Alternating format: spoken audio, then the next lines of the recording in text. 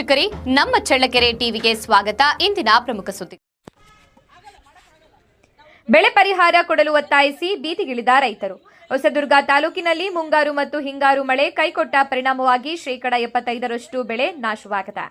ಕೃಷಿ ಇಲಾಖೆ ಸರ್ಕಾರಕ್ಕೆ ವರದಿ ಸಲ್ಲಿಸಿದ್ದರೂ ಇದುವರೆಗೆ ಬೆಳೆ ಪರಿಹಾರ ಬಿಡುಗಡೆಯಾಗಿಲ್ಲ. ಬೆಳೆ ನಷ್ಟಕ್ಕೆ ಸರ್ಕಾರ ಕೂಡಲೇ ಮಧ್ಯಂತರ ಪರಿಹಾರ ನೀಡಬೇಕು ಎಂದು ಒತ್ತಾಯಿಸಿ ರೈತರು ತಾಲೂಕು ಕಚೇರಿ ಬಳಿ ಪ್ರತಿಭಟನೆ ನಡೆಸಿದ್ದಾರೆ. ಈ ವರ್ಷ ಅಪಾರ ಪ್ರಮಾಣದ ಬೆಳೆ ಹಾನಿಯಾಗಿದ್ದು ಅನೇಕ ರೈತರು ಪರಿಹಾರ ಪಡೆಯಲು ಸಾಧ್ಯವಾಗಿಲ್ಲ ಎಂದು ಅವರು ತಿಳಿಸಿದ್ದಾರೆ.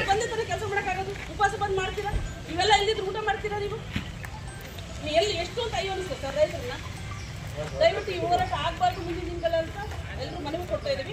ಬೇಗ ಪರಿಹಾರ ಕೊಡಬೇಕು.